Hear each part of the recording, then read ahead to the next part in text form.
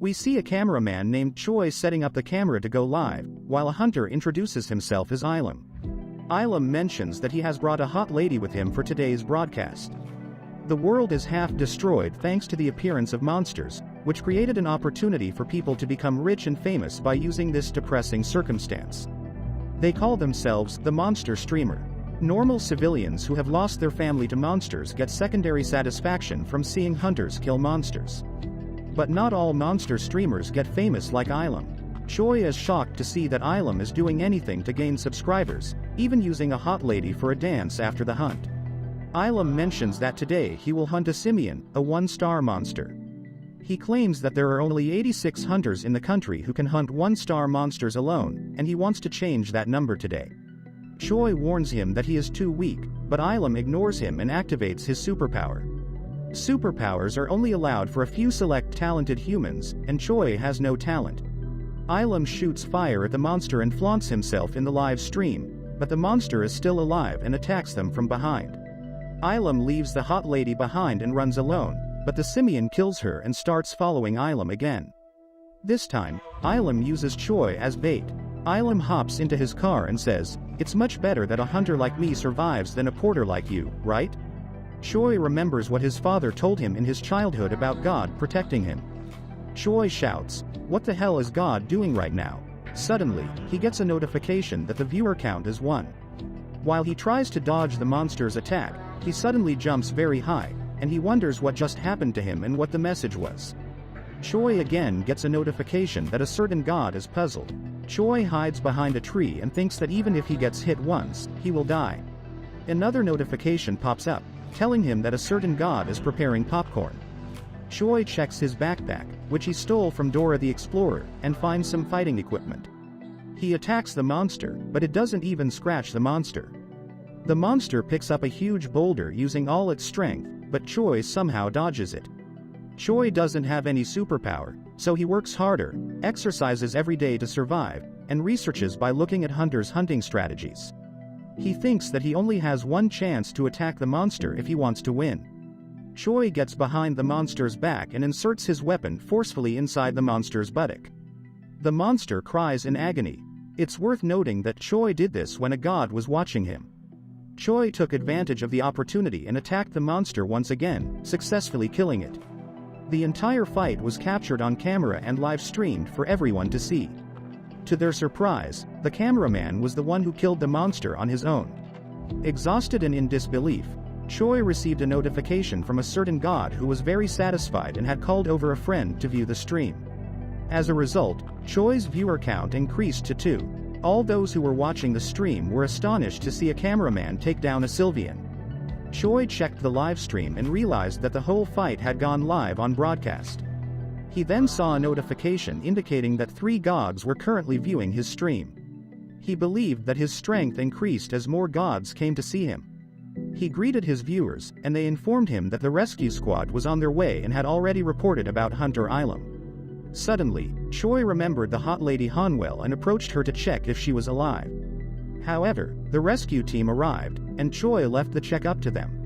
He live-streamed the rescue team's process and explained that their main objective was to extract the monster's core, which was a mysterious material that only existed inside monsters' bodies. It was the origin of a monster's life and strength. As the rescue team worked to extract the core, something disgusting started coming out of the girl's body.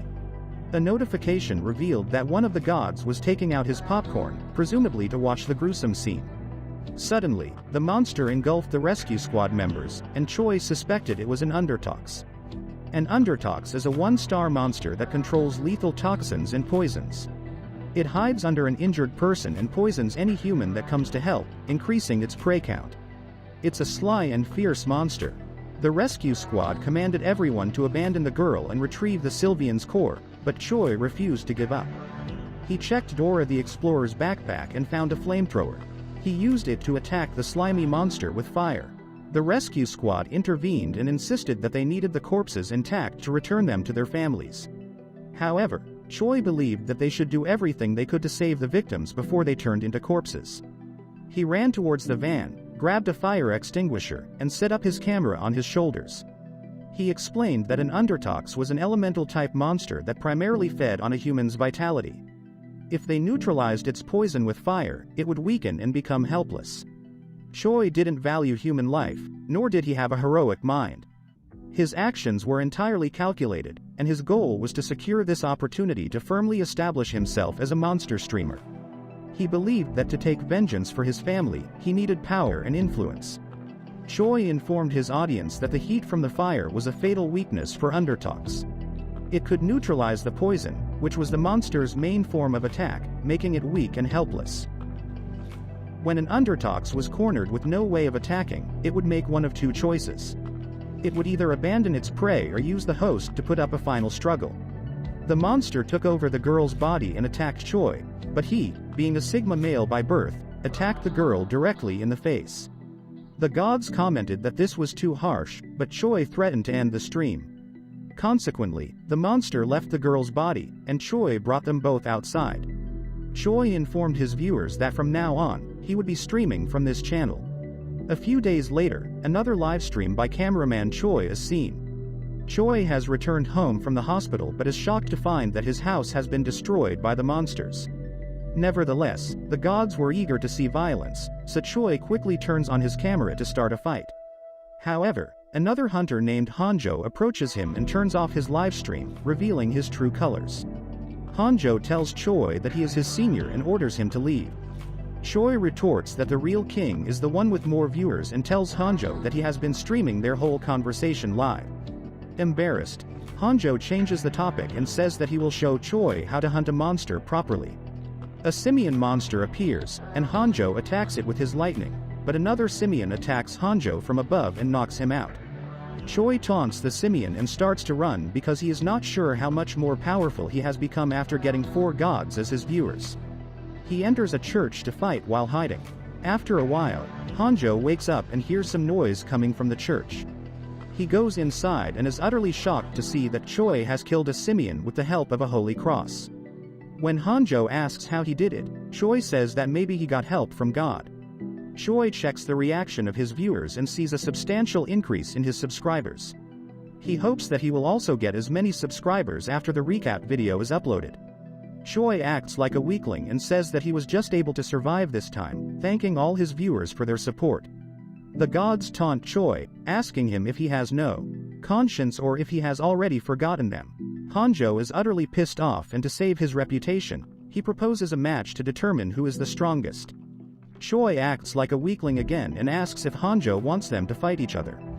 Hanjo explains that he meant that he would invite Choi to the MS collaboration hunt next week, where he will collaborate with the best monster streamer in the country, a woman named Kim So-yoon. Choi thinks that this is a great opportunity to film with someone like her and accepts the deal.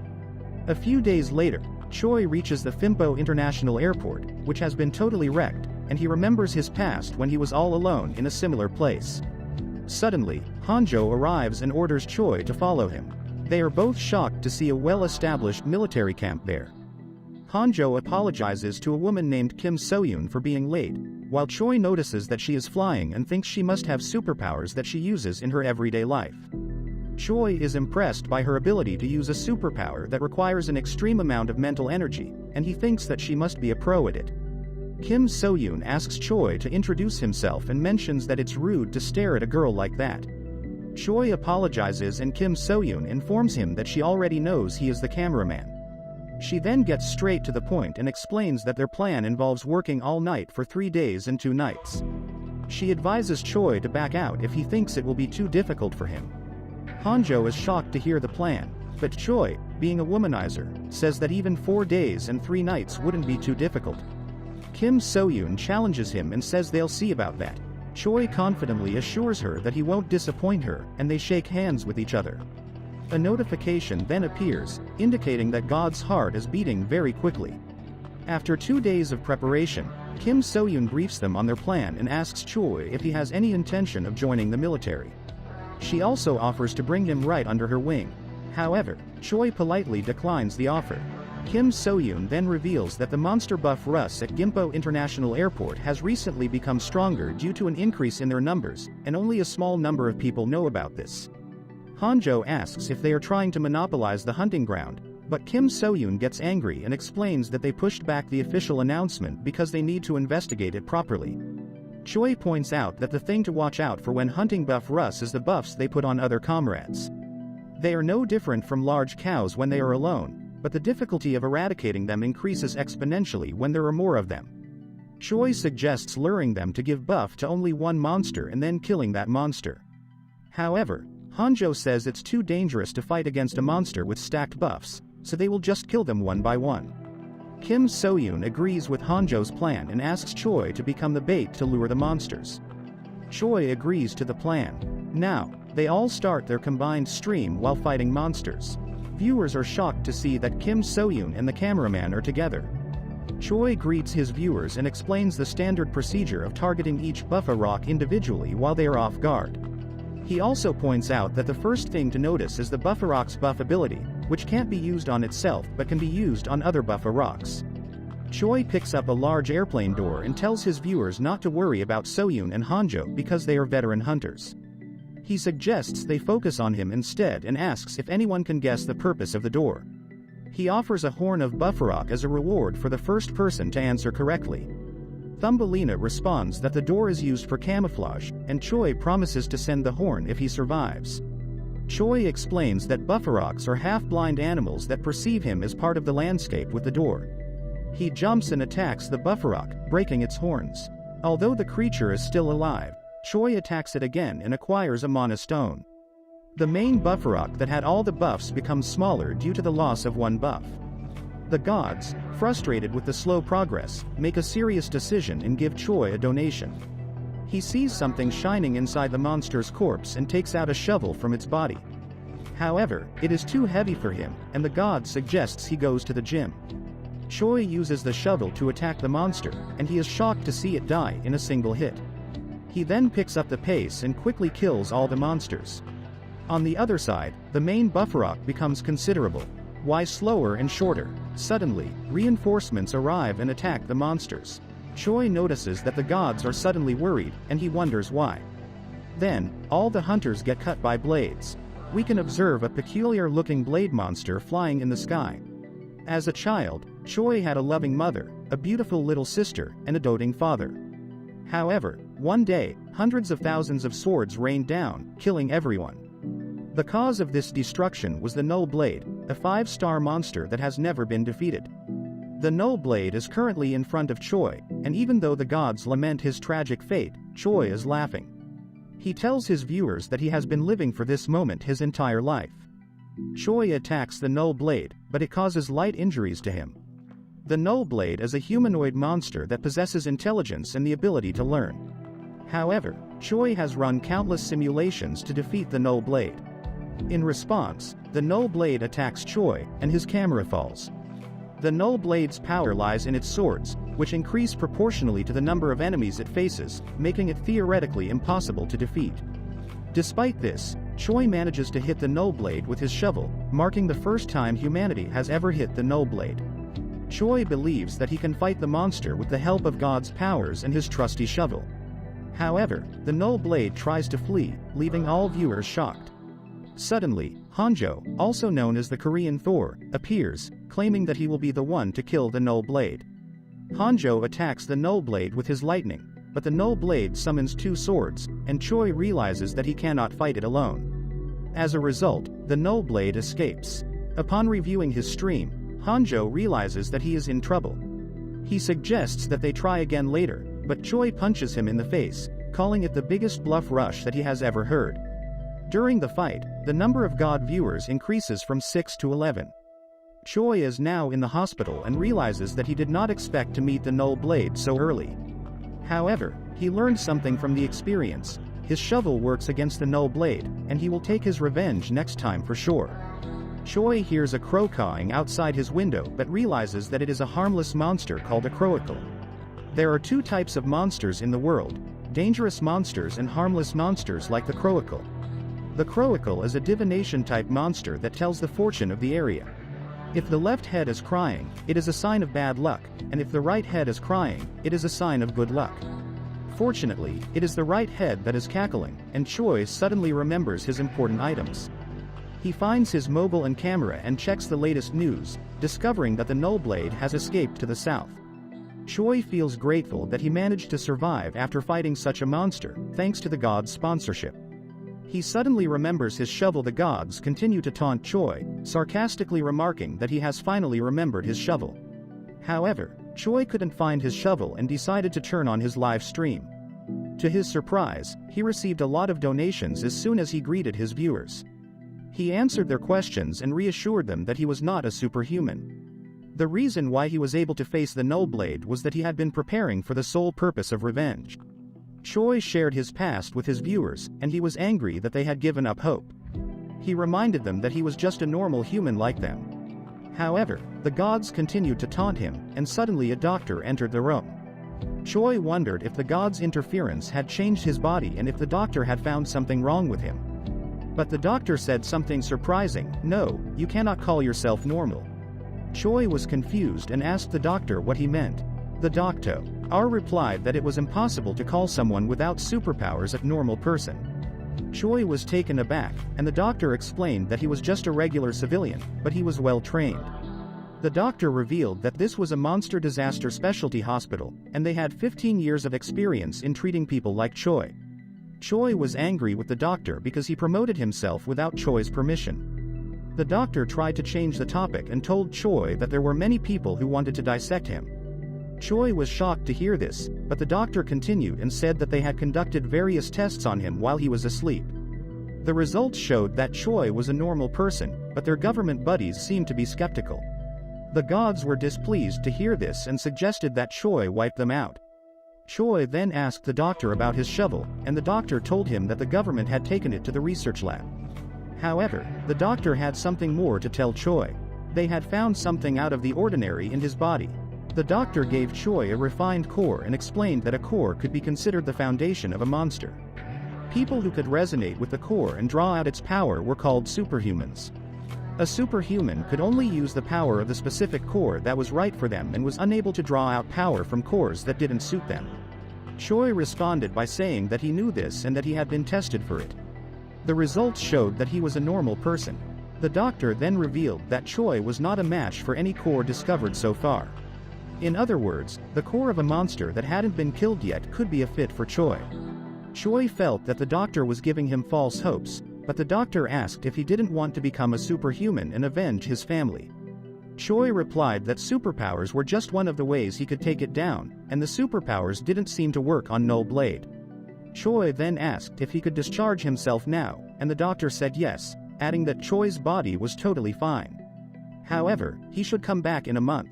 Even if it meant searching through all the databanks in the world, the doctor would find that core for Choi. The doctor explained that Choi had amazing potential, and if he gained superpowers, imagine what he could accomplish. Suddenly, the shovel appeared out of nowhere in the room, and Choi was amazed to see it. The gods told him to keep good track of it. Choi then went to the Monster Bureau, which was an international organization created by humanity to stand against monsters. The monster body is very profitable. For example, monster bones and leather can be turned into hunting equipment, and some of the meat is even turned into commercial food. Choi goes to the receptionist lady and asks for his reward. The receptionist was shocked to see Choi and asks, "Are you the camera guy?" Other people also get excited to hear the name of the camera guy. The people were doubting the capabilities of the camera guy as he looked very normal. Choi tells the receptionist that yes, he is the camera guy and he wants to receive his payments, but one man obstructs Choi and says, "I can't believe that someone like you scared away the Nullblade." Choi takes out his camera and starts streaming and asks, "Why are you suspicious?" The guy gets scared because they know what the public did to Hanjo because he troubled Choi in the fight with the Nullblade. Now Choi tells his viewers that he is in the Monster Bureau and waiting to pick up his reward. The receptionist hands Choi some papers, and when Choi reads them, he asks, "Do you know how many monsters I killed, and my shovel isn't included in the reward too?" Now Choi tells his viewer that the Bureau is cheating and a large portion of his reward is missing, not to mention his shovel isn't on the list and they are planning to take it away. Suddenly, a man comes running to Choi and says he is the assistant manager in charge and that the reward is small because most of the revenue has been sent to the hunters that were lost that day. Choi says that this is wrong. This is something that the Bureau figures out with their own funds, and whose consent did you have to take from my share? The assistant manager thinks if he makes any mistake here it will be the end of his career, but suddenly someone taunts Choi and says, "What do you think you are doing in this holy place that defends Korea?" His name was Park Jin-chong.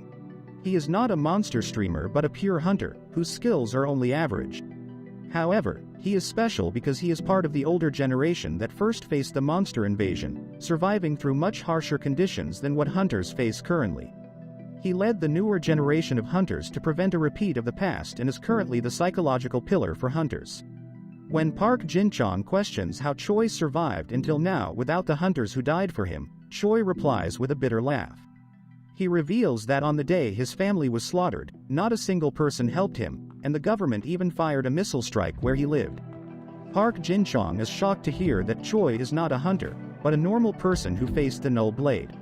Choi then turns to the manager and demands his reward.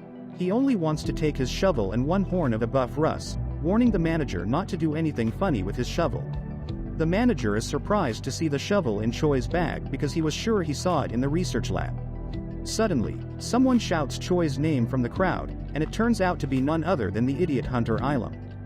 Choi looks at Ilum and thinks that he will be good material for the broadcast.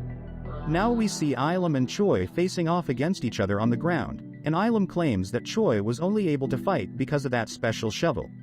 Choi asks if Ilum came just to talk about something like that, to which Ilum responds that something about Choi is dangerous, and even with that shovel, it's not possible for an ordinary person to do what he did. Choi suggests that they fight like men with bare hands, but Ilum says he can't fight properly without his core. Choi agrees to let Ilum use his core. Ilum creates a fireball and says he will show Choi why he is called the fire sniper. He attacks with intertwined flames, but Choi jumps in between the flames before they intersect. Choi jumps toward Ilum and punches him in the face, breaking his teeth. Choi warns him not to ask for damage compensation, otherwise he will kill him. Choi tells his viewers that this is the end of Ilum's schooling, and he says that Thumbelina will get his reward by tomorrow. Suddenly, a bird appears and sits on Choi's shoulder. Choi is shocked to see the bird, as it is a little child Croacle. Choi tells Croacle that it's not good to sit on other people's shoulders, but Croacle shows affection towards Choi, so he keeps it. The manager, who was looking at everything from the shades, tries to take the opportunity to talk and tells Choi that he wants to talk to him, and he says that the association wants to have a good relationship with him. The manager says that he knows that Choi lives in a rented apartment, so the association will gift him a home, but suddenly the left head of the Croacle starts to shout, and that means it's a bad sign, and Choi realizes that something bad is going to happen here. Choi plans to get away from this area as soon as possible before he gets swept up in this situation. Suddenly something attacks them from the sky, and we see that pig-like monsters and birds are attacking them. The guards tell everyone to run to the association shelter, and all the civilians run towards the building, but the association closes the door to save themselves from the monsters while ignoring the people. A monster was going to attack a girl, but Choi quickly defended her and told her to run to the shelter. Choi turns on the camera and says, "I will be starting the extended stream." Choi says that he is a monster streamer who fights for the safety of the citizens, so please like, comment, and subscribe.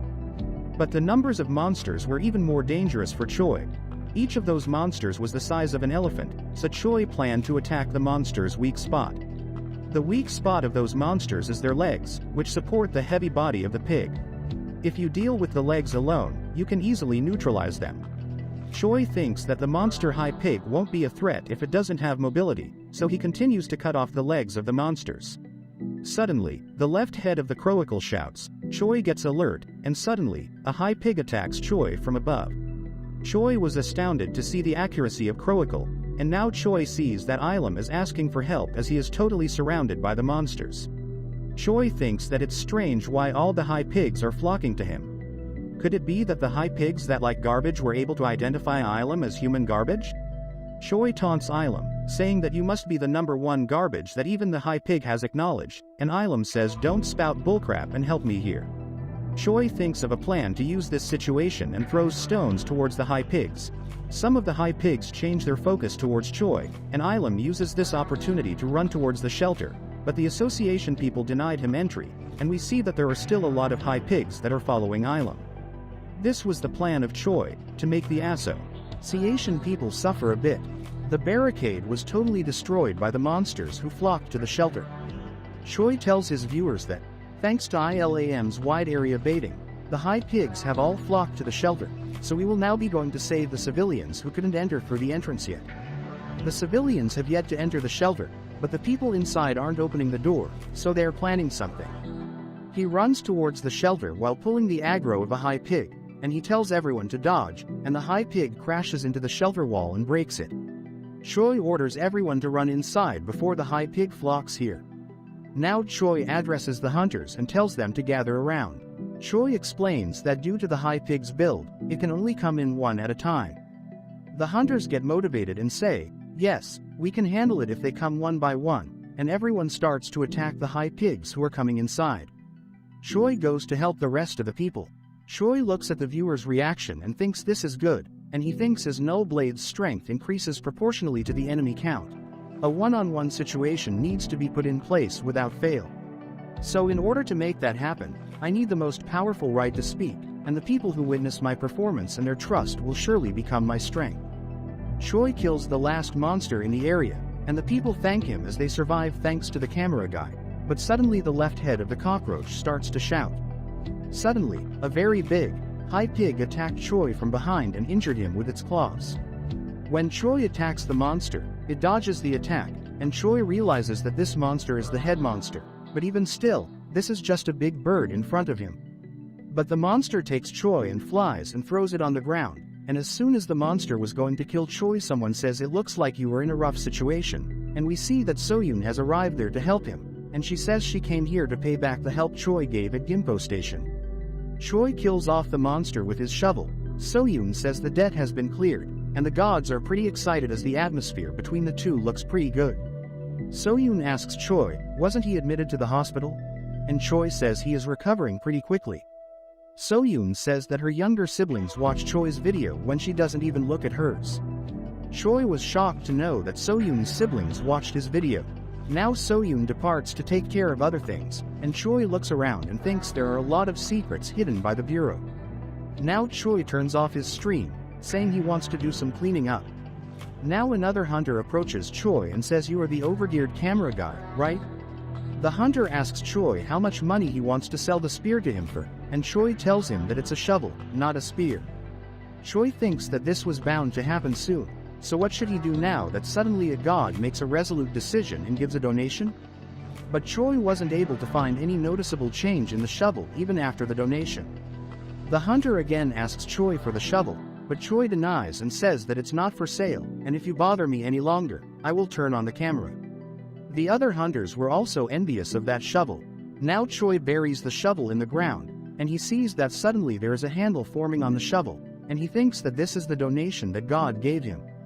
Choi announces to everyone that as you all are aiming for my shovel, you all know the legend of Excalibur, right? So whichever person pulls this out with his bare hands without using any, Choi will give them the shovel. Everyone runs towards the shovel to try their luck, but Choi turns on his camera, and the hunters hide their faces and ask him why he is turning on the camera.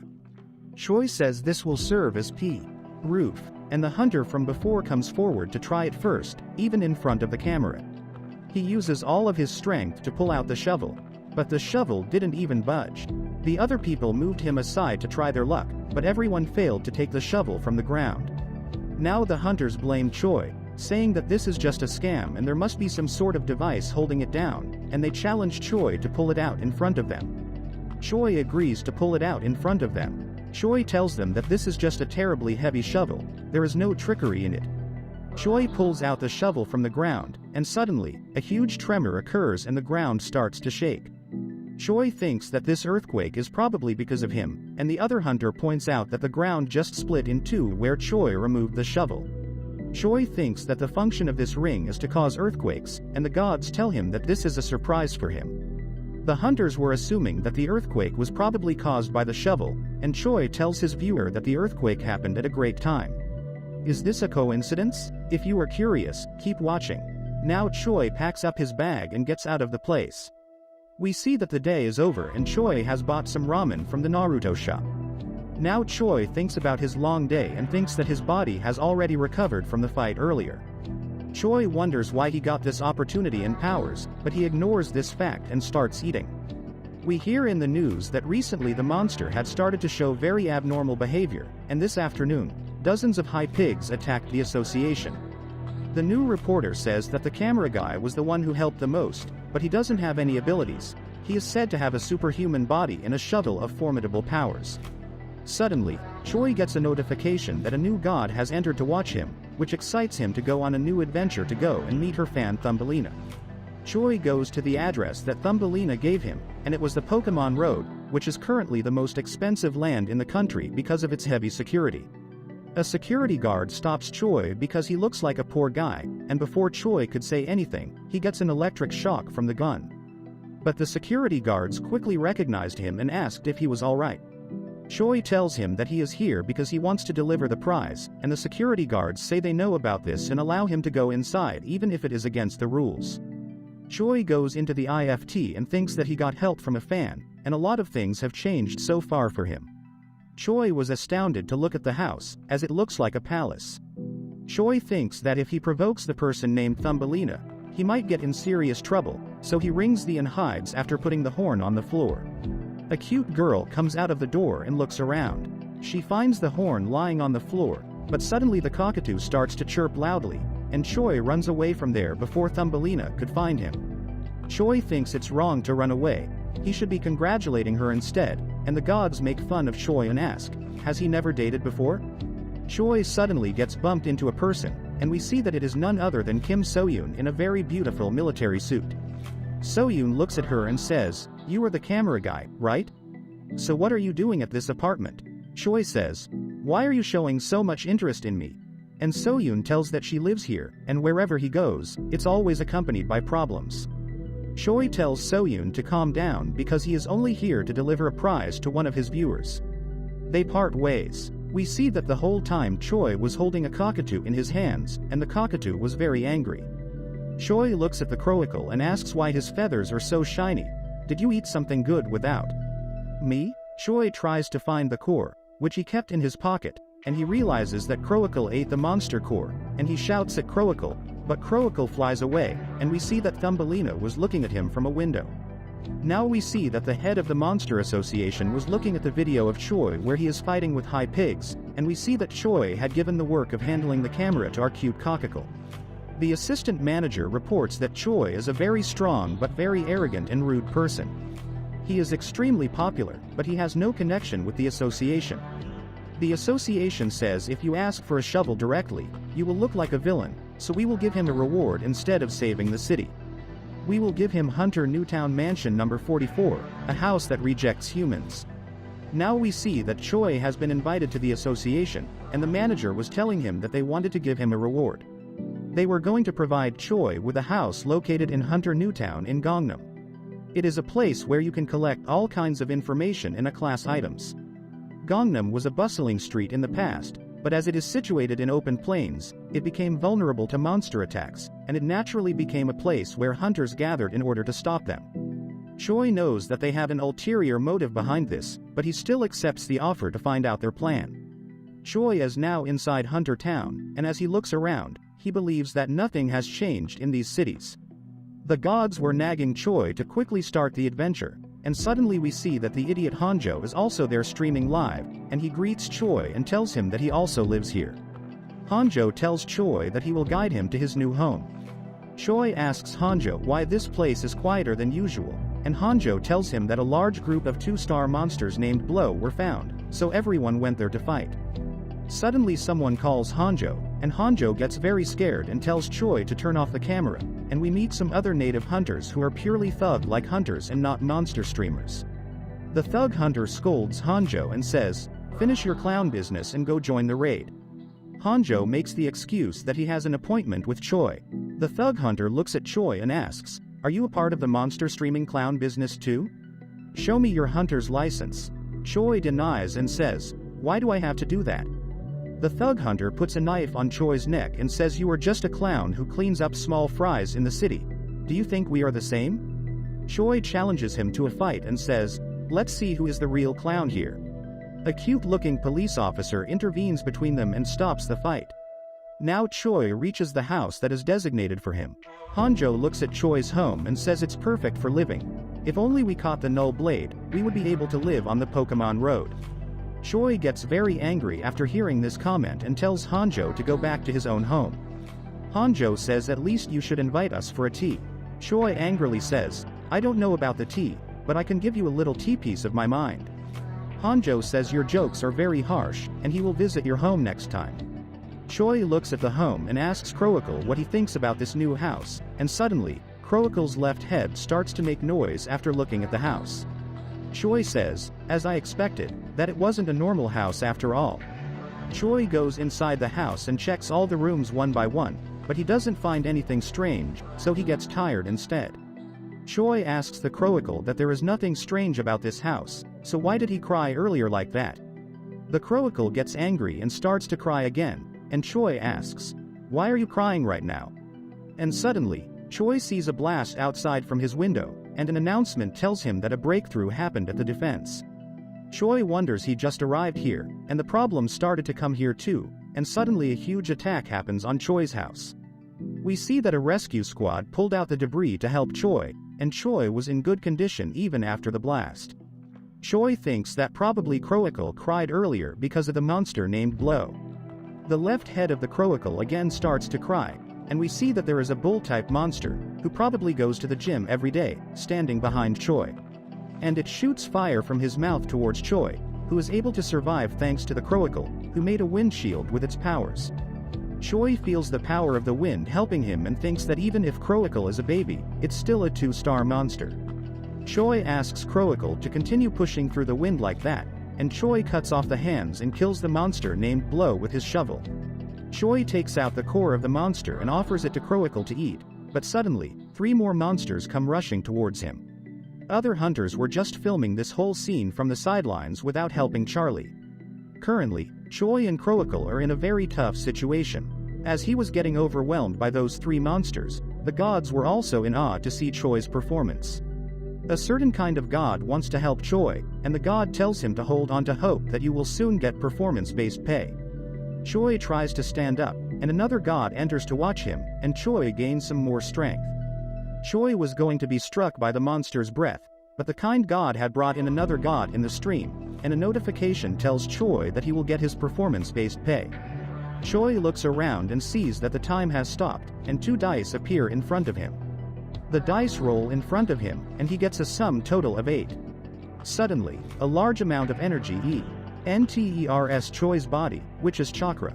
Choi thinks he is overflowing with powers, and now he can clearly kill those monsters. Choi jumps between the monsters, and now he feels that the monsters have become slower, and he can see all of their movements. Now he kills off all the monsters one by one. Choi looks around and sees many hunters gather around him. The hunters were shocked to see that Choi killed 3 2-star monsters on his own. One hunter thinks that even if Cameraman is a hunter, his defense is similar to that of an ordinary person because he doesn't have any superpowers, so they doubt that Choi is really just a normal person. Now Choi looks at the place where his house was supposed to be, but now it's all debris. He looks around to find Croacle, and he sees that Croacle has already taken the core for dinner and is currently resting. Choi feels a little dizzy, and suddenly the ground starts to shake, and a huge tower-like structure with many cannons emerges from the ground. Choi looks at it with utter shock and thinks this is the fortress. He wonders why this fortress is so big, and other hunters deploy barriers to protect themselves. Choi knows that this isn't a normal fortress, and the hunters won't be able to face its attacks with their normal shields, but it's too late, and the fortress fires many missiles at once. Choi tries to dodge the missile, but he realizes that not even a single missile is aimed at him. Suddenly, all the missiles were stopped, and we see that Soyun had arrived there and used her telekinesis to control the missiles. She returns all the missiles to the fortress, but they didn't even scratch it. Choi was wondering why the fortress isn't targeting him while it is targeting other hunters, and at that time the raven's right head cries, which means it's a good sign. So Choi goes near the fortress, but the fortress doesn't attack him at all. Instead, it opens a door for him. Now Choi tells his viewers that he will be the first person to reveal what is inside the fortress. Choi enters the fortress, but it is very dark in there, so he turns on his flashlight, and he sees very large machines working there. Choi, who didn't know what it was, so he just bluffed to his viewers that this is his house. Choi finds a slime working and wonders if this is the 2-star monster fortress, and to his surprise, he also finds a house inside the fortress. Guys, let me give you some information about the fortress. It's a regional monster that changes into a building cave or shelter, and it can infinitely shoot self-produced cannonballs. To survive, it slowly takes away the energy of living things that live on top of it. Choi tells his viewer that he will take a look inside the room he found in the fortress.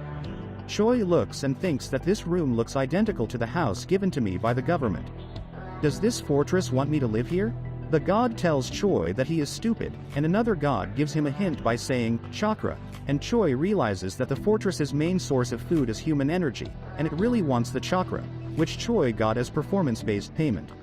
Choi sleeps inside the fortress, and during the night, the chakra affects Choi's body and changes it drastically. The next day, when Choi woke up, he was surprised to look at his body. Now Choi says farewell to the slimes who live in the fortress and goes outside. Many reporters and other people were waiting for Choi outside the fortress, and they started to ask about his experience inside the fortress. Choi uses his new chakra and quickly escapes from their sight and gets away, but he gets bumped by a very big person, whose name is Hoyong, and he introduces himself to Choi as the commanding officer. He offers the choice that he will give him equipment made by 4-star monsters and a team leader position if he joins his gang. Choi thinks that 4-star level equipment isn't something you can even owe.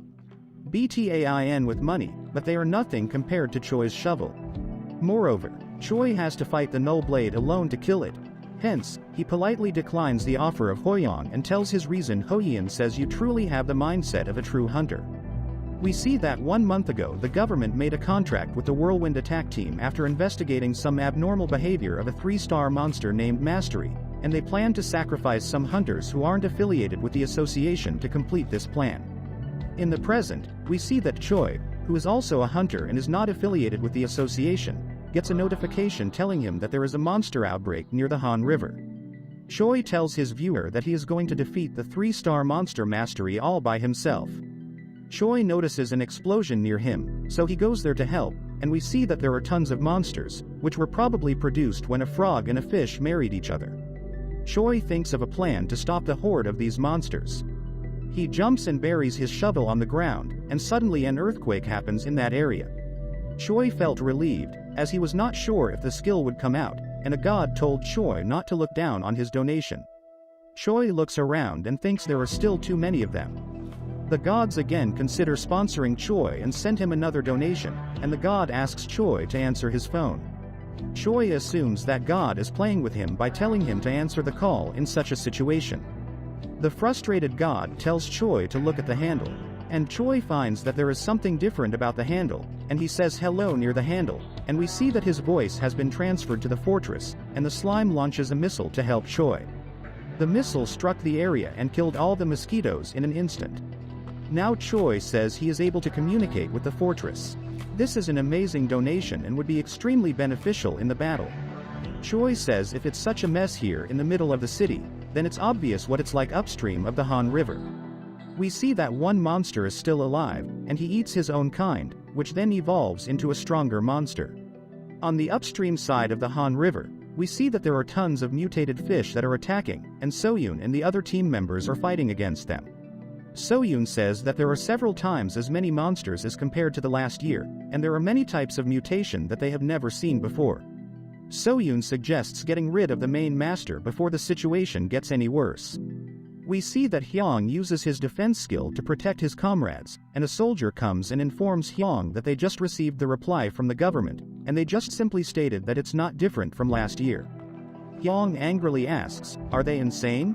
There are just too many of them, but some of them are also evolving into predators with high speed or high defense." Soyun says we can't waste any more time, and she uses her power to create a ball of monsters and crush them. A man comes from behind and taunts them, saying that you are having trouble with a couple of mutant fish. He was none other than the Gale Raid team owner, Illick, and he ordered his Gale attack team to take care of those monsters. At first, the Gale attack team fired a rod-like thing on monsters and then used their lightning attacks to kill off a large area of monsters. Illick announces that from this moment forward, the Gale Raid team will take control of this hunt and take 80% of this loot. Other hunters exclaimed their dissatisfaction on these, and Hyung confronted Ilak and asked him, "Did you already know about this situation? Otherwise, how would you explain those weapons? You have too many lighting-type hunters and too much equipment and supplies for an ordinary monster hunt." Ilak says they are just a very competent team and don't bring down the Gale Raid team with your incompetent standards. Soy intervenes between them and tells them it's not the time to fight among themselves. Ilak goes to command his team and says we will proceed as planned, and they start boiling water so that monsters hiding inside the water come out. The monsters attack the fire hunters, but lighting gives them protection and kills off the monsters. Soon, a huge fish-like monster called Mastery comes out of the water, and Ilak tells his team to prepare for the next scenario. His team takes out an automatic harpoon and shoots the Mastery. Other hunters were wondering what the Gale team was trying to do, and we see that they used the harpoon to send lightning attacks directly to the monster's body. Ilum uses his superpower and makes the final blow by making a big hole in the monster's chest by using his own firepower. Hyung exclaims that Ilum has never had this kind of firepower before, and Soyun speculates that Ilak is probably wearing equipment that temporarily amplifies his powers. Ilak orders his team to take out the core before the monster revives. One of the hunters tells Ilum that it's different from last year. "I don't think it will be just one of them." Ilum taunts her and says, "Did you stick around to say something like that? I already figured that was the case." Suddenly, the second Mastery appears in the water. Ilak thinks that he has thoroughly imprinted his power on the masses, but in order to get his father to acknowledge him, he has to show that his second team can also successfully defeat the Mastery without him. Ilak calls his deputy team leader and tells him to kill the next Mastery without him, as they have to show that they are different from other teams. The deputy team leader announces that he will take the lead, and Ilak goes into his car and tells the driver to take him to his father. On the battlefield, we see that the Gale team is currently taking out the monster core, and they have already made the second Mastery collapse. As soon as they collect the core of the second Mastery, a third Mastery who was hidden in water attacks the man holding the core and eats both the core and the human. The Mastery evolves into a very strong Mastery. The deputy leader of the Gale team orders his team to attack with harpoons, but this time the harpoons aren't able to pierce the monster's body. They also tried to attack with lighting, but it had no effect, and the Mastery killed the frontline Gale team members. Hyung comes and saves the deputy leader from the attacks of Mastery, and Hyung tells the deputy leader not to lose hope and to rearrange his equipment and fight back, but the deputy leader says it's impossible to go against it and that you guys can become its prey, and the deputy leader runs away, leaving Hyung alone. The Master attacks Hyung, but Soyun stops the monsters with her telekinesis, and now the monster attacks Soyun, but suddenly the monster's hand gets cut off, and we see that camera guy Choi has arrived there. Choi asks the monster, "Are you the monster Mastery with 2 cores?" And he tells his viewer that now the hunt will begin. We see that after some time, Hyung, who fainted from the attack, wakes up and asks Soyun how he is still alive, and Soyun points towards Choi and says because he came here. As Choi was fighting, he thought that the movements in his body had changed, but he thought that the chakra he got from the gods was fully used. The gods were also surprised to see that Choi's body still remembers how to use chakra. Choi again cuts off the hand of the monster, but it just quickly regenerates again. Choi was astonished to see such fast regeneration, but he also noticed that the master was eating his own kind to regenerate this quickly. To confirm his suspicion, Choi uses the earthquake skill and creates many spikes from earth, which pierce the body of the monster. The monster quickly started to eat to regenerate faster, but this time it also copied the abilities of other monsters and used them as a weapon. Choi thinks that he would be at a big disadvantage if he fought here, so he again calls the fortress, and we see that the slimes were a little confused about which missile they should launch to help, and they send a missile. Choi was getting pushed back in the fight, and Croicle, who was filming everything with his camera and streaming live, made a good cry from his right head. Suddenly, a missile fell directly on the monster, but luckily, Choi had used his earthquake skill to defend himself, and Choi thinks that this missile was different from before. The monster was still alive, but it was severely damaged. Choi thinks of a way to kill the monster in one shot, and the god suggests he bring back the chakra. Also, a new god enters the stream. Choi remembers the feeling that he felt back then, and he focuses all his power in one hand and throws the shovel in the monster's direction. The shovel makes a big hole in the chest of the monster and separates the core from the monster's body. Hyung and Soyun were shocked to see the camera guy's true power. Choi looks at his hands and thinks this power is amazing, and Croicle, who streamed everything, took the core as payment and ate it. In the Gale Raid team's headquarters, we see that Illick is apologizing to his father by saying they encountered a very unexpected variable named DCHOI, and Illak's father, Yuyi, who was the head of the Gale Raid team, says it's a very pathetic answer compared to the incident he caused. Yuyi says to Illick that it looks like the team leader position is a very burdensome position for Illick, so he plans to give this position to camera guy Choi. Now Illak argues that he was the one who dirtied the name of Gale. Yuyi excludes his bloodthirst and says Illak is the one who dirtied their name. The woman standing behind Yuyi gets seduced by his powers, and Illak looks at her and thinks she is the one who probably told everything to his father, and Illak goes away to clean up the mess he created. Now Yuyi commands the lady to investigate camera guy Choi because it would be better to have him join our side than make an enemy out of him. Now we see that in the Monster Association, the chairman of the association was bombarded with questions from journalists, like, is it true that the association was already aware of the Mastery's mutation? Is it true that the bomb that fell on the upper point of the Han River was caused by the fortress? And is there any plan to deal with the fortress? Guys, let me tell you that no one knows yet that Choi can communicate with Fortress and also ask it to fire missiles wherever he wants. The chairman didn't have any answers, and they were trying to contact Choi, but the assistant tells the chairman that Choi has cut off all of his contacts, and he is currently inside the fortress, so no one can even approach him. On the other side, inside the fortress, we see that Choi is having a special episode, and he tells his viewers that today's main character is the fortress, and everyone is shocked to see that the real fortress is a cute slime. Choi tells the viewer that he is not only as squishy as he seems, but he also has a bunch of clones around in this place.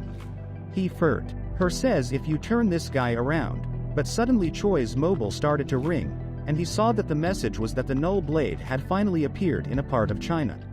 The gods started to prepare to go abroad, and one god even went to exchange money for Chinese currency. Choi tells his viewer that he will have to change his content as he needs to go to China right now, but due to the appearance of monsters, going abroad has become extremely restricted and flight equipment has become a rare first-class asset.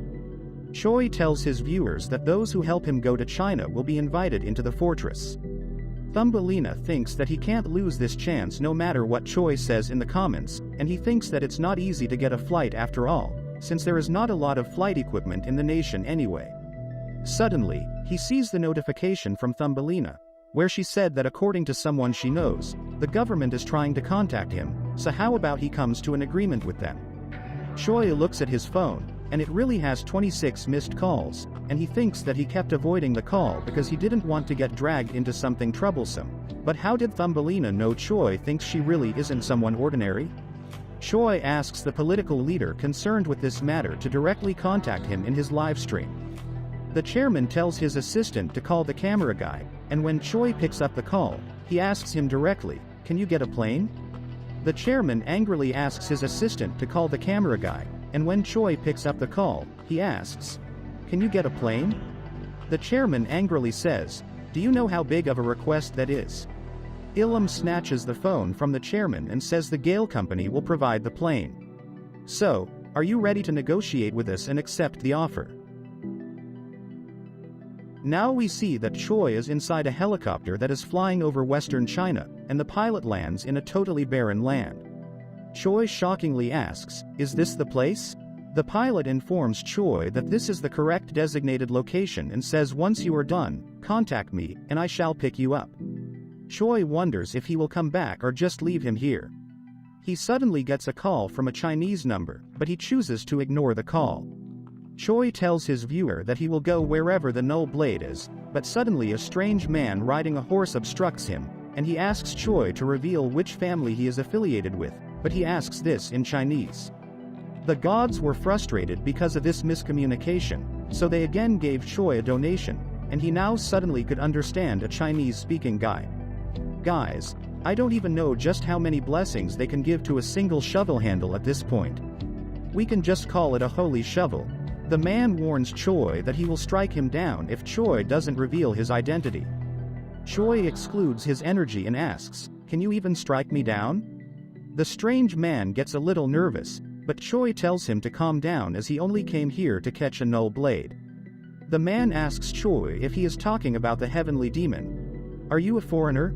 Because your clothes and words are very different, and you don't seem to be a martial artist." Choi agrees and says, "Yes, I am," and he thinks that Chinese people call null blade the heavenly demon. The man laughs at Choi and says, "You think you would catch the heavenly demon? It might be nonsense, but at least your eagerness is that of a martial artist." Suddenly, the man remembered that his headmaster told him that soon there will be a man who will come from a faraway land to help us, so be ready to meet him. The man also looks at the crowacle and thinks that in my country this bird is considered a good omen, and the bird also tells his fortune. The man suggests to Choi that he will help him locate Null Blade if Choi comes with him and tells the people's fortune.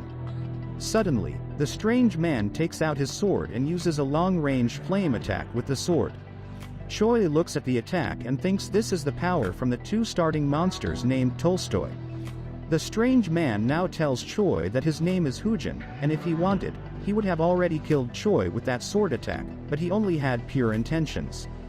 Guys, he is flexing his power against Choi, who probably won't even get a scratch from that puny attack. Choi didn't care to explain the power difference between them because he wanted a free guide for this area anyway. Choi introduces himself and says he is Choi Kong Shik, and the man says he is Ha Hoojin, the 13th son of the Ha clan. When Choi went inside the town where people lived, he was shocked to see the condition of China, the underdeveloped buildings. He didn't an armor that match the current generation. Now Hoojin tells Choi that this is the pride of the Ha clan, with 500 years of history, the Flame King Pavilion. Choi was shocked to look at the building and say, "Isn't this an entirely different world?" The guards denied the entry of Choi as he was a total stranger, but suddenly, a very hot woman in traditional Chinese clothes comes out and says, "Let Choi come in." She has thus permitted his entry. Choi looks around the house and thinks that the inside is also incredible, but are all the young women of the village here? The lady tells Choi and Hoojin to take the elevator and go up. Hoojin was shocked to hear this and tells Choi that there aren't many who have seen this object, but you can even get a free ride in it. They went inside the elevators, and we see that the lady was taking a peek at Choi's holy shovel. Now Choi goes inside the boss's room, and we see a fat man sitting on a chair, and he greets Choi and says, "Welcome to the world of Ha Huchang." Huchang orders the lady and Hoojin to leave them alone, and now Huchang says that he has never been nervous in the past 60 years, but for some reason he feels nervous in front of Choi. Choi thinks that he looks quite young for a 60-year-old man. Huchang asks Choi if he has that expression on his face because he looks so young. Huchang says that the monster's core is not just a medium used for superpowers, it is the monster itself, so if you keep polishing it, you will be able to bring out the powers of your own body among other powers. He further says that Yuyi, who is the head of the Gale Raid team, is also similar to him. Choi realizes that Huchang had control of the information and dominated the village. Now, Choi straightaway asks, "Can you find the location of the Null Blade?" Huchang says, "Don't worry. My soldiers are currently looking for the heavenly demon. They will come back soon, so just wait for a bit." Huchang says, "You must be tired from a long trip, so my daughter will tend to you, so rest comfortably." The sweet and cute-looking lady introduces herself to Hu Lin and guides Choi to his resting place. Now Hu Lin was sitting beside Choi, and Choi asked Hu Lin to leave him as he wanted to rest alone. Hu Lin got freaked out and said, "The head had told me to attend to you with all my heart, so please don't tell me to go." Suddenly, she uses some kind of power and asks Choi to look into her eyes. She sits on Choi and asks him to show her the secrets that he is hiding. Choi pushes her back and says, "What nonsense are you spewing?" Hu Lin was shocked to see that her power didn't work and she couldn't read Choi's mind. The gods were very angry to see this and suggested that Choi focus on his chakra when he realizes that Hu Lin is trying to read his mind with superpowers. Now Choi gets angry and asks Hu Lin to explain everything. Choi focuses his chakra on Hulin's core, and Hen reads her Choi where the master Huchang had told Hulin to use her power on Choi and obtain that shovel. Otherwise, he will kill his brother Hujin. Choi was shocked to see that he can read her memories, and the gods tell her she has just used her powers by using chakra. Choi was astounded to learn that he can do this also with chakra. Moreover, if Hulin's memories are true, Choi decides to help her. Now they both go and confront Huchang, and Choi asks for an explanation, and Huchang says that they deliberately spread those rumors because the government is not paying any attention to their village, but if they can acquire that shovel, the government will surely stop ignoring them. Hukang suddenly takes out a gun and says that even if you have superpowers, you will die if you get hit by a bullet, so quickly hand over the shovel. Choi just simply throws the shovel towards Huchang and says, "Take this," but it's a little heavy, and the shovel falls on the leg of Huchang, causing a lot of pain to him. Choi uses this chance and hits Huchang on the face and knocks him out, but suddenly Hujin comes inside the room and says, "I was worried since I heard a loud noise." Hujin looks at the surroundings and misunderstands that Choi is a villain, so he has attacked him. Hujin angrily tells Choi that he believed in him, and he still did that, so don't think that you will return alive. Hujin attacks Choi, but Hulin comes in between and tells Hujin to stop the attack. So, Hujin asks, why is she helping an enemy? And Hulin shows Hujin all of her memories, which happened recently. Choi thinks that the iron monster's core is incredible. Not only can it read thoughts, but it can also transmit them. Now Hujin asks for forgiveness from Choi, but we see that outside the pavilion, the hot lady from before is causing a rebellion with the Black Wolf Squad. Choi asks Hujin what is happening here, and Hujin says that they are our bodyguards but that their stepmother is raising a rebellion with them. The stepmother asks him to hand over the shovel. Choi gets anger. Hwan says, "Do you think you own my shovel?" Hujin tells Choi to run away, and he will try to stop the guards. Choi tells Hujin to only protect himself and his sister, and Choi throws his shovel at the bodyguards. Hujin was surprised to see such raw strength, and Choi says, "If I decide to slay you." Well, you know the rest of the dialogue, right? Choi jumps on the ground and kicks the asses of all bodyguards. On the other side, we see that Hujin and Hulin are inside the boss room, and they see that the core in the hand of Hu Qing is shining. The core takes over the body and uses Huchang's body to revive itself. It was a 3-star monster named Super Spider. Hujin tries to fight the monster, thinking that it won't be as strong as it just became, but he gets his ass kicked by the monster. When Hujin sees that the monster is going to attack Hulin, he suddenly feels some extra power from the core, and he attacks the monster and gives it a fatal attack. The super spider had intelligence, and it was agonizing in pain, so it jumped towards the stepmother so it could acquire a new host. The monster jumps towards stepmother Choi, who looks at the monster and wonders where the hell did a super spider pop out from the spider and starts to make a cocoon around stepmother. The monster runs away after capturing the stepmother, and all the bodyguards follow the monster. Choi was astounded by their foolishness as they ran towards a monster without a plan. We see that the spider has laid traps in a den, and it catches the bodyguard with its web. The bodyguards are shocked to see that this monster has intelligence enough to use traps. We see that the spider has been totally infused with the stepmother, and believe me, guys, this is the worst transformation I've ever seen. Where are the mommy milkers of the stepmother? The mommy monster now kills off the bodyguards, but Choi arrives and saves them. Choi looks at the monster and tells his viewer that it's a bit different from the super spider that he knows and that there is an extra bitch infused with these monsters. Choi suddenly gets a call, and we see a man from the helicopter telling the camera guy to stop streaming if he wants to keep his life safe. Choi angrily says, "Get lost. I am very busy right now," and cuts off the call. The croacle gives a bad omen cry, and Choi thinks that the bird didn't even caw at the time of mastery, so he's in even more danger now. Choi looks at the helicopter and realizes that it is the Red Dragon Attack Force, which is ranked 4th in the world. Choi decides not to fight the monster because it's not his concern. The Dragon Attack team attacks the monster from the sky, thinking that the spider cannot attack back, but to everyone's surprise, the mommy monster uses a shockwave, which is also used by the bull monster. After attacking with a shockwave, The spider uses her web to trap the helicopters. We see that the croacle is making a good sign cry, and Choi asks how this situation is a sign of good fortune. Choi thinks that the monster used the ability of the bull monster because the host girl might have had the superpowers of the bull monster. Choi plans to run away from here without fighting this monster, but the gods start to nag him to fight, and Choi tries to reason that he is not capable of fighting that monster. But the god tells them that their donations are on standby, and after hearing this, the child gets super excited and says that real streaming will start now. The head of the Red Attack Squad was utterly shocked to see a single variant monster obliterate the whole Red Dragon attack team. The main reason why they lost was because of the stepmother's memories. The monster had all the knowledge about technology due to her. Now Choi attacks the monster, and when Spider saw the shovel, she felt terror from it, and she believes that she must destroy the shovel.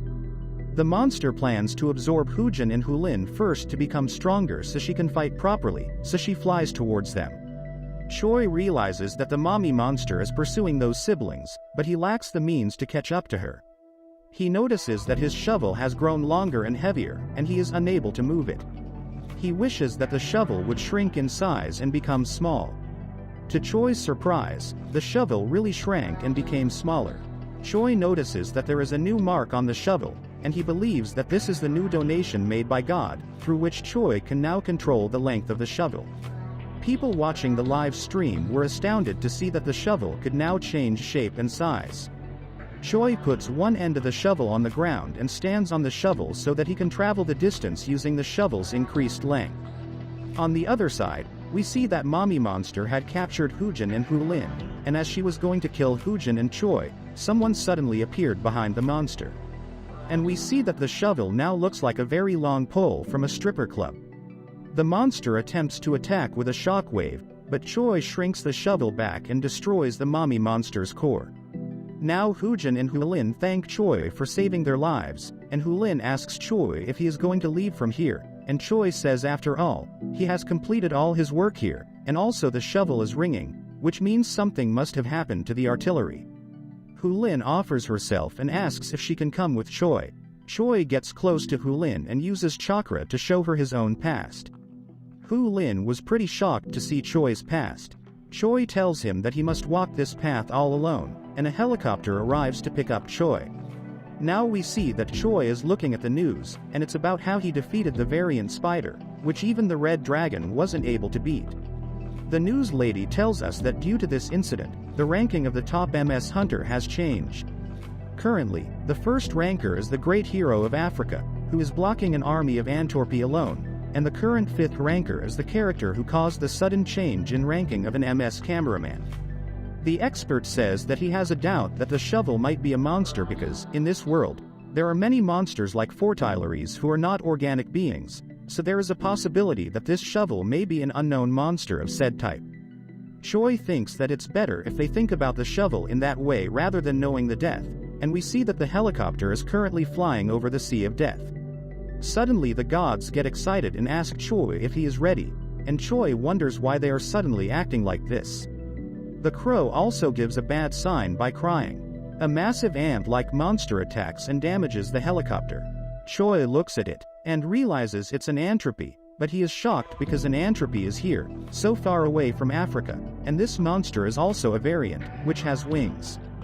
Before Choi could attack the monster looked at Choi and just left from there at a very high speed. Now, Choi lands in his own country, and we see that Ilum was waiting for Choi to pick him up and take him to the Tempest headquarters. But Choi denies it and says he will go on his own and doesn't need any help. Ilum says he brought a Bugatti to escort him, so he must come. Choi gets angry and says, "Do you have any ulterior motives?" and angrily asks him to spill everything. Ilum tells you that he doesn't know anything about the plan. He was only ordered by the second team's captain, Alak, to escort you. Suddenly the shovel started to ring, so Choi leaves Ilum and jumps directly off the roof.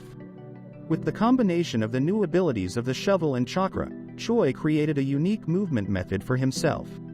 He uses the chakra to change his direction, nullify air resistance, and literally become like a human bullet. The gods were also excited to see this new method and were enjoying it. Choi lands in front of the fortillery, and a man comes out of the fortillery with his life force sucked out by the slime, and the man asks for help and collapses. When Choi asks Slime what he did to the member of the Tempest Squad, the slime had a smug face and was looking very proud of his achievement. Choi went inside and investigated the other squad members, discovering that the attack squad came here only to find the rare iron monster's core, which is beneath the ground, and they were captured and nearly killed by Choi's slime friends. Choi realizes that the Alak most likely wanted his assistance in this case, which is why he sent his man to pick him up and request assistance. Choi thinks that the mind-reading ability of the Iron Core is really quite incredible, so he lets the squad members go. Now Choi thinks about what he should do about the slime guys. Tea will be burdensome if they cause an accident because they are hungry. One slime comes and sticks towards Choi's leg, and Choi realizes that the slime is eating his chakra. The slime grew bigger after eating some chakra. Now that Choi has checked the date and says today was the day of Miss Thumbelina's home visit, shall we slowly head over to guide on the other side? We see that some scientists are checking the helicopter from which they came back, and they conclude that the monster that attacked them was clearly an antropy. Antropy is an ant that avoids hard work. It has the inclination to enslave and capture humans and has an incredible breeding speed, due to which it transformed all of Africa into a living hell a long time ago. The appearance of a winged variant, it is clearly indicated that there is another queen inside or right near our country. Now we see that all of the hunters have been issued summonses because of this appearance of the winged variant of Antropy, and it has been declared an emergency situation. On the other side, we see that Choi is traveling with his shovel and reaches the Pokemon apartment, which is the most expensive area to live, but Choi notices that there are many hunters gathered there at such a late hour.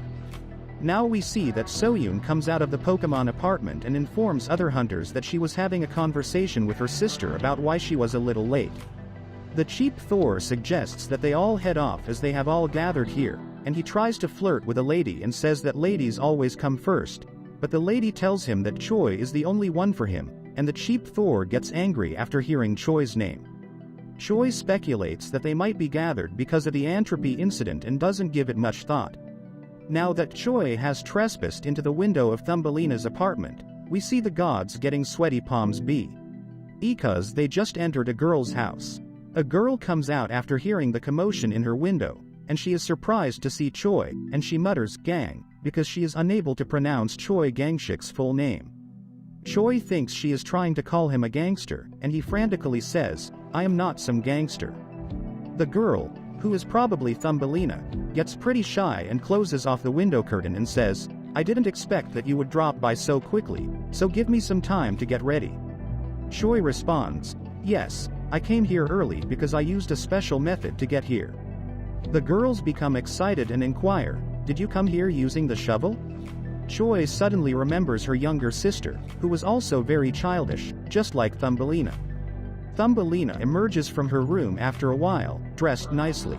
Thumbelina suddenly asks Choi if the Antropy monster was strong, and she further adds that if it were the cameraman who defeated the variant Super Spider in a single blow, of course it would be easy for them.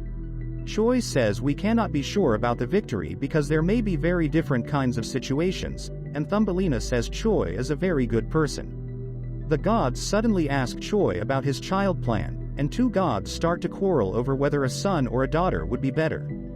Then Choi asks Thumbelina if they should depart for fortifications, and Thumbelina asks if she is also going to use the shovel. Choi suddenly grabs Thumbelina in his arms and tells her to grab him tightly, and Choi jumps off in the air. Choi inquires about Thumbelina's well-being, and Thumbelina responds that it is a little scary but exciting.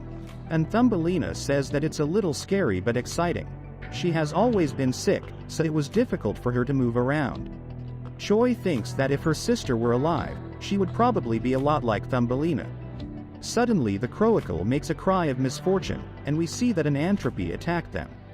Choi puts the shovel in the monster's mouth and extends its size, thereby breaking the mouth of Antropy, and then he attacks at the core of the monster and kills it in one blow. Choi lands on the ground, and Thumbelina says that Choi is really the best, but the Croacle again makes a cry of misfortune, and we see that there are a bunch of Antropies in the sky coming towards them. Choi tells Thumbelina to hide behind the boulders while he fights with those monsters, and then Choi extends his shovel and goes on a killing spree, slicing 4 of them at once. Choi, the last monster, ignored fleeing and moved directly towards Thumbelina. Choi was too late to save Thumbelina, but suddenly someone fired a gunshot towards the entropy, and we see that it's none other than our godly sniper Slimes. Choi praises Fort Lewis and says, "You guys sure know how to do a lot of things." The monster was still somewhat alive, so Choi finishes off the monster and thinks that even weapons of force aren't enough to kill them. Choi apologizes to Thumbelina for accepting his invitation. She was caught up in these, but Thumbelina says it was an incredible battle, and she is happy to see this battle in person. She asks Choi if this is the daily life of the strongest hunter. Choi was embarrassed to hear this, but he looks at her dirty clothes and says, "Let's go to your home first." Thumbelina was very excited to see cute and squishy slimes. Now Choi shows her his room, and Thumbelina says his room is even wider than it was in the last broadcast. Choi shows her the shower facility and tells her to wash up. As soon as Thumbelina goes towards the shower, a barricade blocks Choi's way, and the Fortillery tell Choi that there is no entry for men. Choi asks them just what they think about Choi, and God also tells them that this would be considered sexual harassment, so they plan to call the police. Choi was very angry because even the gods were teasing him. Choi tells Thumbelly not to ask Slime if she needs anything, and we see that there is again a smug look on Slime's face. Thumbelina kisses the slime and says, "You are very amazing. I just want to take you home." Choi wanted to go with her not because he is a pervert but because he was worried about her safety because, at that time, Entropy was aiming for Thumbelina instead of him. Choi wonders if there is anything different about this girl. On the other side, inside the hospital where Choi was admitted, we see the doctor get proof of something and call Choi and ask him to come to the hospital tomorrow. Choi says he is a little busy the next day, so he can't come. But the doctor says there is no way that you would not come because it's a story about you and the Null Blade. The next day, we see that Choi is waiting inside the cabin of the doctor, and the doctor arrives with a top-secret document in his hands. He hands the documents to Choi, who is utterly shocked to see the documents. The report was about the people who survived the Null Blade invasion. The doctor says that the time and place are all different, but these are all survivors of the invasion, and to be more specific, they are the people that the Null Blade had left alive. Choi gets angry and asks the doctor, is he saying that Choi is the person that the Null Blade left alive? The doctor asked him if he ever wondered how he managed to live. Choi remembers his past, where his father sacrificed himself to save his life, and he tells the doctor that because his father blocked the Null Blade, the doctor asks how your dad blocked those bastards' blades, which can cut through steel like paper, and, even if he did, why the Null Blade didn't kill you right after that. Choi inquires as to what the doctor wishes to say, and the doctor responds that Choi may be a suitable host for the Null Blade Corps. Asks what the doctor wants to say, and the doctor says that Choi has the possibility of being a suitable host for the Null Blade Corps. Choi says just because he is a survivor doesn't mean anything, but the doctor says they have evidence for it. At these documents, every survivor is unsuitable for any other corps, hence there is a possibility that they are suitable for an unsecured corps, and the most decisive evidence is that the survivor's body shape and bone structure are over a 90% match. They think that the Null Blade is leaving suitable hosts alive, and it may be that if a suitable host wields the core, they might turn into the Null Blade. Choi didn't want to believe this, but the doctor reminded him that he himself saw the scene of a core acting as a seed to turn a human into a monster. The doctor says that there are many things that they don't know about the core, and there is a possibility that some of those survivors are also Null Blades. Choi comes out of the office thinking that the Null Blade could be a human, and there is a possibility that he could also become like them. Choi remembers a dead family and says it doesn't matter if they are humans or not. He will use whatever means necessary to absolutely kill them. Suddenly, a young girl comes running towards Choi, asking for help, and Choi looks at her and thinks she is the sister of Thor Hanjo. Choi asks how she knew Choi was here, but the girl asks Choi to help, otherwise his brother and other hunters might die right now. We see that Hanjo has started his broadcast and tells his viewer that there are some other hunters beside him, the Ice Prince Monsu, the best healer Miho, and the goddess Kim Soyoon. They are here for the entropy subjugation, but they notice a lot of holes and fire in the area, so Ice Prince Monsu uses his power to put out the fire and Lee Miho uses her power to create a healing circle, but there was only one survivor. The survivor attempts to warn them, stating that there is something other than entropy, but his voice abruptly fades away. Kim So-yoon wonders why this man is moving his mouth without any voice, and she suddenly realizes that the sound is actually disappearing. Hanjo notices Kim So-yoon's unusual behavior and tries to ask her something, but his voice also fades away, and the viewer notices that suddenly there are a lot of blasts in the area and the stream went off. We see that Hanjo's sister was showing this stream to Choi and telling him that this was the last time they were able to see his brother, and she even tried to call him but he didn't answer. Choi was a little reluctant because he didn't have enough information, and the only thing he could see at the moment of attack was the explosion and smoke, and then suddenly the disappearance of the boy. Choi assures Hanjo's sister that even if he can't find his brother alive, he will definitely bring back his cousin. Now we see that Choi has landed at the airport, and he also notices that it's overwhelming quiet here and there are a lot of holes. Choi assumes that these holes are probably in someone's way, and he asks Croacle to turn on the broadcast. Choi tells his viewer that he will go hunt the monster named today, but suddenly, Choi's voice also disappears. A huge snake-like monster named Silence attacked Choi, and Choi made a cut on his body, but the monster recovered almost instantly. Choi thinks that this monster is huge and that it is also not normal because this one probably grew larger after eating the heavy sound of the heavy rain yesterday.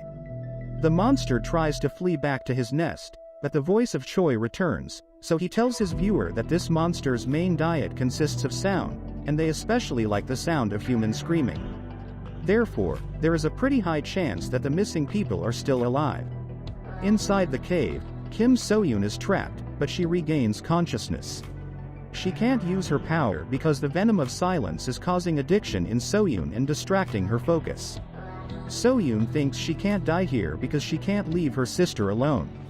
Suddenly, a light flashed on Kim So-yoon, and we see that it was Miho who did that, and So-yoon asks her why she was looking totally fine even in these situations. Miho says that she is a dual-core superhuman, and one of her aptitudes is silence, but it was no help in battle, so she forgot about it. But her body has immunity to this venom. Miho purposefully throws the venom on So-yoon and tells her that she can't use her abilities because of the venom, and she laughs at Kim So-yoon's situation. Miho expresses her desire for So-yoon's death because she has spent her entire life being shadowed by Kim So-yoon, and everyone refers to her as the next generation of Kim So-yoon. Miho further explains that she is most jealous of So-yoon's attitude, like how he pretends that other people are even on her radar. So-yoon tries to tell her that it's not true, but Miho kicks her and says that you will die here today, and she tries to drown So-yoon in the venom. The venom starts to sip into So-yoon's body, but suddenly the ceiling of the cave breaks and cameraman Choi and the real cameraman Croacle jump in. Choi looks around the cave and tells his viewer that this is the silence monster's nest. He plans to save the injured first. Miho suddenly clings to Choi and tells him she is very terrified, but Choi notices that Miho looks completely fine in this place. Now Choi notices that So-yoon is in a grave situation, so he pushes the Miho girl and goes towards So-yoon. Choi tells So-yoon that the monster will show up soon, and he cannot rescue everyone without So-yoon's help. So-yoon says she can't concentrate because of the venom. Choi encourages her and tells her that she isn't a weakling, and she isn't a shrub hunter unlike others. But suddenly the monster appears and attacks Miho Choi. He wonders why the monster specifically attacked Miho, but he plans to use this opportunity to kill the monster.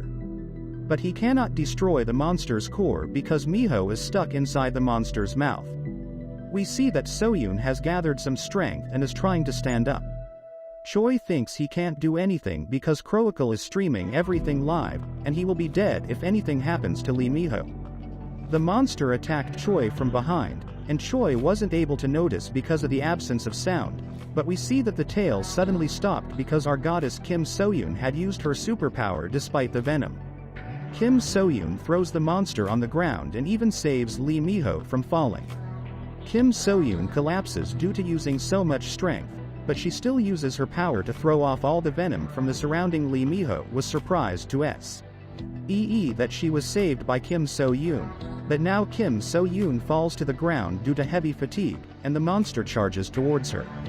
But the cameraman stabs the core of the monster, who somehow manages to escape and hide. Lee Mi-ho asks So-yoon why she saved her even after she did all these things to her, but suddenly the monster attacks Lee Mi-ho from behind, and So-yoon uses her telekinesis to save her. But Lee Mi-ho angrily throws off her telekinesis from her body, and the monster engulfs her.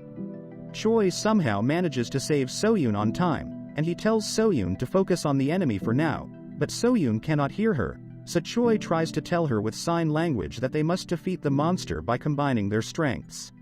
So-yoon understands him and creates a barrier to protect themselves from the venom, and she also holds the monster still using her powers, and this time Choi perfectly breaks the monster's core in half and completes the monster's subjugation. Now Kim So-yoon is in a hospital, and she is wondering what happened to Mi-ho because the rescue team wasn't able to find her body even inside the monster corpse. Suddenly, Thumbelina, our Kim So-yoon's sister, arrives in her room, and So-yoon asks her how she came here alone as she has a very weak body. Thumbelina says she is a lot better nowadays, and we see that a very little slime is giving her energy and hiding inside her hair. Choi had gifted this little slime to Thumbelina because the slime can absorb and release energy. Thumbelina hides this fact because she thinks that her sister might get angry because the slime is still a monster, and the slime gets angry hearing this. Kim So-yoon assumes that her sister has surely made a new friend. Now, Thumbelina asks if she is alright, and So-yoon tells her that this much is manageable. So-yoon says she benefited because of Choi because, at that time, the amount of power she used was 3 times more than she could normally use. The slime gets tired of hiding inside Thumbelina's clothes, so Thumbelina quickly says goodbye to her sister and gets out of the room, and she apologizes to the slime. Now inside the fort, we see that all of the slimes are doing some construction work and repairing a jet plane, and Choi was inspecting their work. Choi had found this broken plane at the airport, and the government officials even laughed at him for picking up this junk. Choi didn't understand even the fundamentals of the structure, but everything from the house to the fortillery is made of scrap metal, so nothing is impossible for the slime army. The slime army had also prepared a very new and advanced missile to kill the large area of monsters. Choi activates his stream and informs his viewers that he has prepared some surprise content for everyone, and it is not some cliched unboxing. Choi says that this is the test launch for the state-of-the-art anti-large monster missile, which will be launched into the middle of the sea. Choi starts the countdown to launch the rocket, but the rocket suddenly launched at the count of 7, and even the location of the missile was also changed towards the city. The viewers started to yell at Choi because the missile was headed towards the hospital, and we see that the missile turned into a huge number of smaller missiles and attacked the vicinity of the hospital. Choi was completely devastated by this scene, and he believes that this is the end of his career and that he will be going to jail now. That's it for today, guys. Thanks for watching. Please check out these awesome videos and like and subscribe to my channel.